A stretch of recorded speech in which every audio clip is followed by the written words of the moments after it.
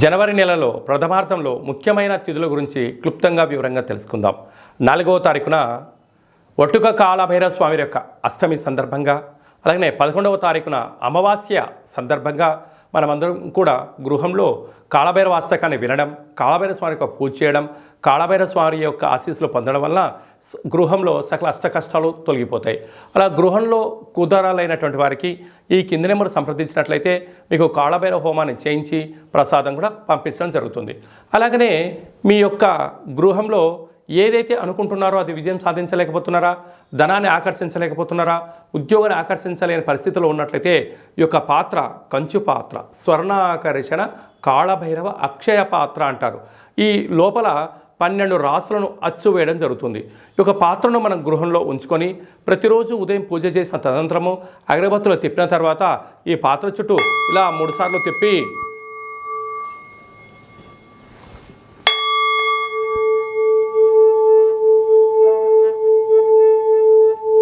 ఇలా తిప్పడం వలన పాత్రలోంచి శబ్దం రావడం ప్రారంభిస్తుంది. ఈ యొక్క శబ్ద తరంగాల ద్వారా గృహంలో నరదృష్టి, శత్రు ప్రభావాలు తొలగిపోతాయని చెప్పి కూడా మీరు గమనించగలగాలి. యంత్ర, మంత్ర, తంత్ర, తాంత్రిక ప్రయోగ దోషాలు, నరదృష్టి దోషాలు తొలగిపోయి ఈ శబ్ద తరంగాల ద్వారా గృహంలో మనం ఏదైతే అనుకుంటామో అన్నింటా విజయం కాళభైరవ స్వామి చేయించడం జరుగుతుంది.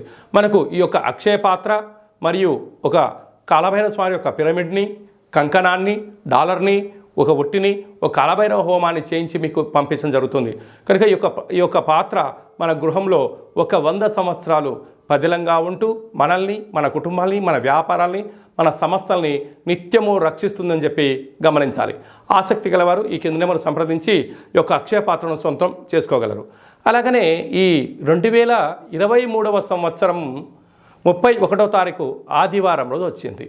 ఈ సంవత్సరానికి ఉండబడినటువంటి వ్యవహారాల్లో నరదృష్టి కానీ, శత్రు ప్రభావాలు కానీ ఇక్కడికి పుల్ స్టాప్ చేయాలి. కనుక ఒక ఎర్రటి క్లాత్లో ఒక గ్లాస్ అన్నాన్ని వండి అందులో కుంకుమని కలిపి అందులో మూట కట్టి ఎరుపు జాకెట్ పీస్లో కానీ టవల్లో కానీ మూటని కట్టి ఒక 6 ఒత్తులను, ఎర్రటి ఒత్తులను నువ్వుల నూనెలో నానబెట్టి ఆ మూట పైన పెట్టి ఇంటి యజమానికి, ఇంట్లో ఉండబడిన వారందరికీ, మన వాహనాలకు, ఫ్యాక్టరీలకు, కర్మాగారాలకు దిష్టి తీసి ప్రవహించి నీటిలో వేయడము ఉత్తమోత్తమం. ప్రవహించే నీరు లేకపోతే ఎవరు తొక్కనటువంటి స్థలంలో వేయండి.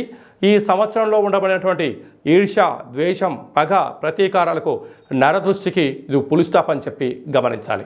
అలాగనే 1వ తారీఖు 1వ నెల 2024 మనకు సోమవారం రోజు ప్రారంభం అవుతుంది. కనుక ఈ 24వ సంవత్సరం అంతనూ కూడా ఎవరికి ఎలాంటి అష్టకష్టాలు లేకుండా అష్టైశ్వర్యాలకు స్వాగతం పలకాలి అన్నట్లయితే మనము 1వ తారీఖు నుండి 15వ తారీఖు వరకు మీకు వీలున్నప్పుడు ఒక తెలుపు క్లాత్ తీసుకొని తెల్లటి అన్నాన్ని అందులో ఏర్పాటు చేసి తెల్లటి ఆవాలను అందులో కలిపి ఒక 10 ఒత్తులను కొబ్బరి నూనెలో నానబెట్టి ఆ మూట పైన పెట్టి దిష్టి తీసి ప్రవహించే నీటిలో కానీ చివరి తొక్కని ప్లేస్లో వేసినట్లయితే సర్వము మీ వశీకరణ అవుతుందని చెప్పి గమనించాలి.